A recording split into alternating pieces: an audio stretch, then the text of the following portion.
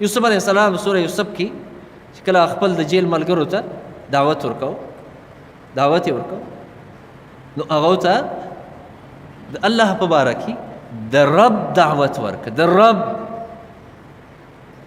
او د هغوی سوچ یې د نورو اربابو نه راړو. نو څه ورته وفرمیل؟ ارباب متفرقون خیر ام الله الواحد القهار.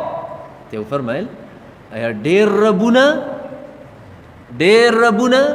ډېر پالونکي چې هغه بیل متفرقون، دا بهتر دی او که نه یو رب بهتر دی چې هغه یو دی او زورور ذات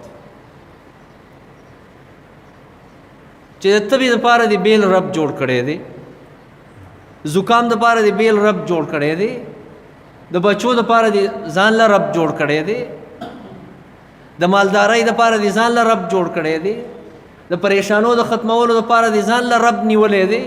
د دې نه ښه دا نه ده چې دا ټولې خبرې د یو رب حل کړي.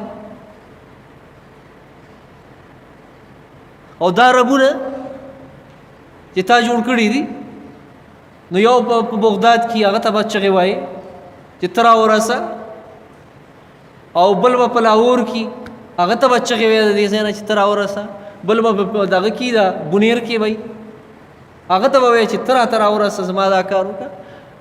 الله فرمایلی دي چې زه د دې ټولو نه زیات نږدې ځای یم،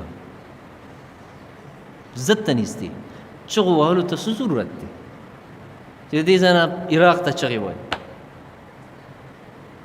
او د دې ځای نه د دې غرونو نه شاته ملا غني بابا ته چغې وایي، او د سیند نه هغه اړه اصحاب بابا ته چغې وایي. ښه دا نه ده چې الله فرمایي زه تاسو ته د حبل الورید نه ډېر نږدې یم، نو چې نږدې هغه کار ښه کولی شي که دا لرې هغه ښه کار کولی شي. څه مو خیال دی؟ هغه چې له دغه ځای نه رارسي که نه، نو ستا کار به شوی. د هغه نه ښه دا نه ده چې دې نږدې رب ته ووایه چې ای رب، یا ربي.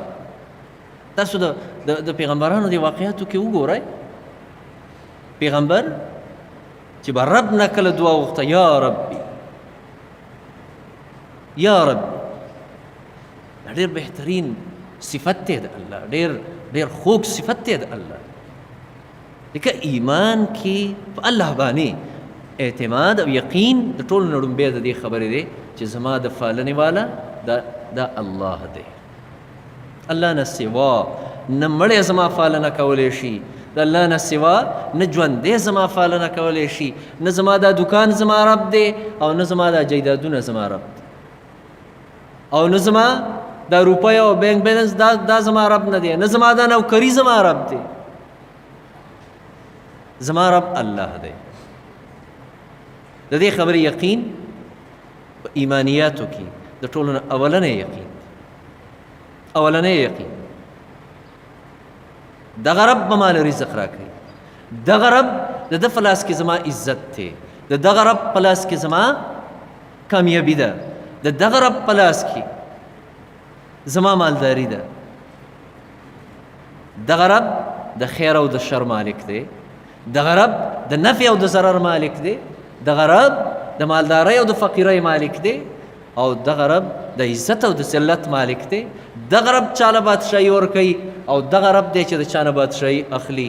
دغه رب دی چې د ژوندي نه مړی پیدا کوي او د مړي نه ژوندی پیدا کوي. او دغه رب دی چې زما د ټولو پریشانو حل کوونکی دی.